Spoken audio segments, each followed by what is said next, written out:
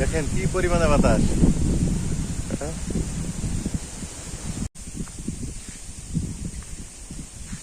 কি সুন্দর, কত সুন্দর দেখা যায়। আসসালামু আলাইকুম, কেমন আছেন সবাই? আশা করি সবাই ভালো আছেন, সুস্থ আছেন। যে যেখান থেকে যুক্ত হলেন সবাইকে দুপুরবেলা শুভেচ্ছা। আজকে দুপুরবেলা আপনাদের সাথে যুক্ত হতে পেরে ভালো লাগতেছে। আকাশের কন্ডিশন দেখেন কি অবস্থা, একদম মেঘে ভরপুর। মানে এত পরিমাণে মেঘ কি বলবো। কালকে সারা রাত বৃষ্টি হয়েছে, আজকে একটু সকালে বৃষ্টি হয়নি, কিন্তু এখন আবার শুরু হয়ে গেছে। যাই হোক, বৃষ্টি হওয়ার দরকার আছে, কারণ গাছগাছালি অবস্থা তেমন একটা অবস্থা খারাপ হয়ে গেছিল। এবার আবহাওয়া এতটাই মানে তাপদাহ ছিল যা বলার মতো না। এই যে দেখেন, আমারই শেষ, কিন্তু অনেকের আবার মানে কিছু কাজ রয়ে গেছে, মানে যেগুলো পরে হচ্ছে ধান ইয়ে হয়েছে তাদের জন্য। এই যে খড় শুকানো একটু প্রবলেম। আর এটা হয় প্রতিবারই এরকম থাকে আর কি। পরে যেগুলো ধান বের হয়, পরে ধান যেগুলো লাগানো হয় সেগুলোর কারণে এরকম হয়ে থাকে। কি পরিমাণে বাতাস, আকাশ ভরা মেঘ।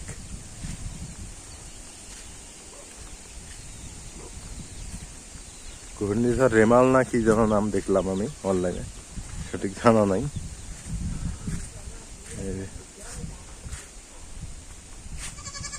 ও একটা ফুল দোল খাইতেছে, কত সুন্দর বাতাসে দোল খাচ্ছে। দেখেন কত সুন্দর দোল খাইতেছে। এটা হচ্ছে করলা, কাকাল্লা না কি বলে, সেটা কাকরোল, কাকরোল বলে মনে হয়। এই যে কাকরোল।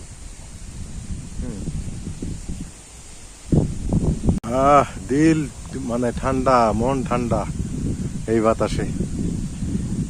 আলহামদুলিল্লাহ, আল্লাহর কি রহমত। হ্যাঁ, ঘূর্ণিঝড়ের একদিকে ক্ষতি করতেছে, আর আমাদের এই দিক দেখেন কত সুন্দর বাতাস। দিল মন একদম ঠান্ডা করে দিছে। সবই আল্লাহর ইচ্ছা। আল্লাহ চাইলে কোনটা করতে না পারে? আল্লাহ চাইলে সবটাই করতে পারে। বিশেষ করে আমার কাছে ভালো লাগতেছে এই সবুজ প্রকৃতি। সবুজ প্রাকৃতিক সৌন্দর্য আমার কাছে খুব মানে ভালো লাগতেছে। বাতাস,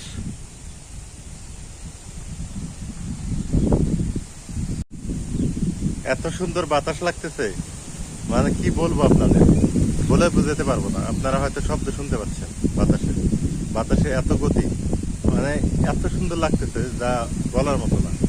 আমাদের এদিক মানে আমরা এনজয় করতেছি, যা সত্যি কথা, মানে এনজয় করতেছি আমাদের এদিক। কিন্তু আমি জানি অনেক উপকূল অঞ্চলে এটা অনেক বড় ব্যাপক মানে হারে আঘাত হানতেছে, অনেক ঘর বাড়ি লন্ডভন্ড, দোকানপাট, রাস্তাঘাট তছনছ করে ফেলতেছে, আমি জানি। আর দেখেন কি পরিমাণে বাতাস, কি শান্তি, শান্তির বাতাস।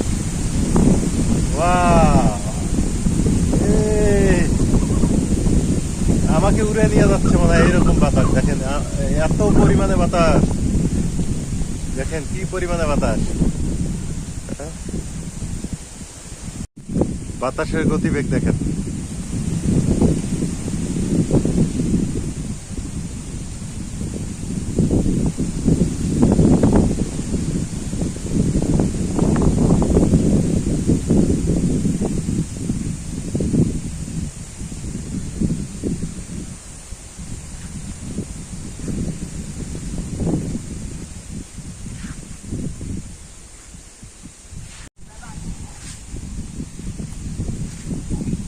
খালাস, কয়টা ছাগল? যেটা এলে বৃষ্টি নাচতেছে, কন নিয়ে যাও। কোন দিন? রাতে শিয়াল আসছিল, আচ্ছা নিয়ে যাও, বান্ধে পরে দেখ। মানে শিয়াল রাতে এসে সুযোগ পাইছে তো, বৃষ্টি এসে না।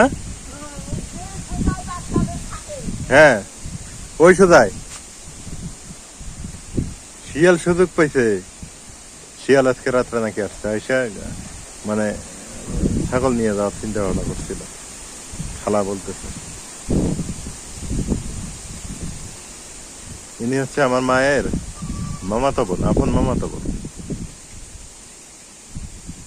এক কথায় আমার নানা হচ্ছে ওই আপনার শ্বশুর বাড়ি এলাকায় আর কি থাকছেন, এখানে আর কি উনি, কিন্তু ওনার জন্মস্থান হচ্ছে সিরাজগঞ্জ।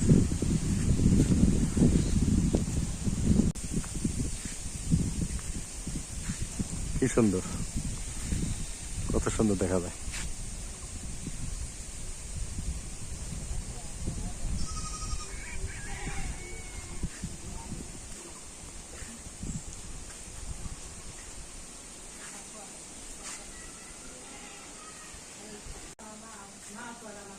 বৃষ্টিতে আমাদের এদিক হচ্ছে, দেখেন কত সুন্দর হয়েছে, অনেক সুন্দর বৃষ্টি হয়েছে, জায়গাটা অনেক সুন্দর হয়েছে, মানে পুঁইশাক গুলো ভালো দেখা যাইতেছে। আর বিশেষ করে আমার কাছে ভালো লাগে হচ্ছে যে এই মরিচ গাছ আর হচ্ছে যে ফুলের গাছটা অনেক সুন্দর লাগে, খুবই ভালো দেখা যায়। এগুলো হচ্ছে রেখে দিচ্ছি, কেউ যদি টিউবওয়েল দেন গরিব অসহায় মানুষের জন্য, ইট লাগে পাকা করতে, এই জন্য ইট কটা আগের আনা ছিল তো ওইখানে ওই ব্যবস্থা করে আছে। কত সুন্দর, কুমড়া গাছটা ভালো হইতেছে, অনেক সুন্দর হইতেছে, দেখেন এই যে কত সুন্দর হইতেছে। আর এইখানে এই যে কাঁকরোলে গাছটা দেখতেছেন, এইটা কিন্তু অটোমেটিকলি হয়ে গেছে, এটা আগে ছিল ওই জায়গায় কাঁকরোল, আপনারা হয়তো জানেন। আমাদের পুরান যখন বাড়িটা ছিল, ঘর ছিল না, তখন কাঁকরোল ছিল এখানে, ওর গোড়া থেকে এই গাছটা বের হয়েছে, এই গোড়া থেকে এই গাছটা বের হয়ে এই যে কাঁকরোল আর কি, গাছটা অটোমেটিক আবার হয়ে গেছে। আর এটা মা লাগাইছে, এইটা অনেক সুন্দর, কুমড়া ধরতেছে অবশ্য উপরে, উপরে যদি দেখাইতে পারতাম ভালো হইতো, উপরে কুমড়া ধরতেছে, বৃষ্টি পড়তেছে, টুকটুক টুকটুক করে বৃষ্টি পড়তেইছে। আমার এই জায়গাটা কিন্তু খুবই ভালো লাগে। কেন ভালো লাগে আমি বলি আপনাদের একটা বিষয়। এই জায়গাটা ভালো লাগার কারণ হইলো এই যে কুমড়া গাছটা, হ্যাঁ, আর এই যে এখানে গোলাপ গাছ, এই গোলাপ গাছটা এত সুন্দর লাগে। আর প্রকৃতি আমার কাছে খুবই ভালো লাগে, প্রকৃতি দেখতে ভালো লাগে, প্রকৃতিতে হাঁটতেও ভালো লাগে, প্রকৃতিতে মন চায় নীরবে বসে গান গাই বসে বসে, হ্যাঁ, রবীন্দ্রসঙ্গীত গাই। আমি নজরুল সঙ্গীত, রবীন্দ্রসঙ্গীত এগুলো আবার পছন্দ করি, আমার কাছে ভালো লাগে। যদিও এই যুগের ছেলে, কিন্তু আধুনিক এগুলো এইসব গান আমার পছন্দ না, আমার নজরুল এবং রবীন্দ্রসঙ্গীতটা ভালো লাগে। একটা সময় আমার আসলে কি জানেন, ইচ্ছা ছিল যে আমি হচ্ছে বাংলা নিয়ে পড়াশোনা করি, কিন্তু দুর্ভাগ্যবশত বাংলা পাইনি, পরে ম্যানেজমেন্ট নিয়ে পড়াশোনা করছি। কিন্তু আমার প্রিয় সাবজেক্ট ছিল, প্রিয় ব্যাপার ছিল বাংলা। সাহিত্য চর্চা করতে ভালো লাগে, এইটা হচ্ছে আসল কথা। আবেগ বিবেক এইগুলো নিয়ে পড়াশোনা করতে খুব ভালো লাগে। যাই হোক, মামু কেমন আছো? অসুখ বেশি ভালো নাই? তিন দম। হ্যাঁ, তুমি নামাজ পড়বে কবে থেকে? কবে নামাজ? কালের থেকে আবার আসবে?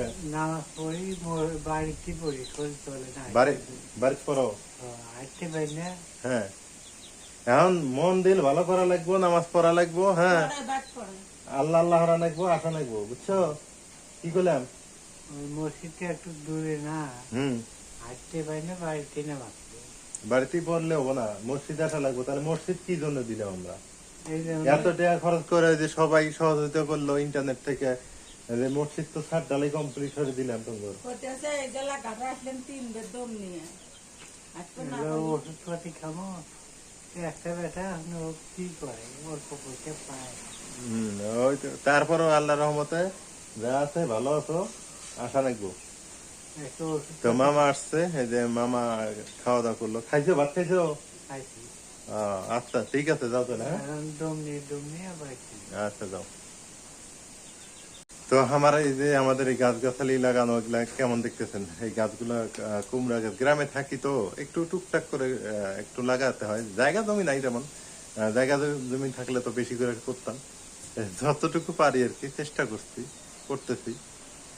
তো যাই হোক, সবাই ভালো থাকবেন, সুস্থ থাকবেন, আর আল্লাহর রহমতে আল্লাহ মানে রহমত বর্ষিত হোক সবার উপরে, আল্লাহ যাতে সবাইকে ভালো রাখে এই দোয়া করি।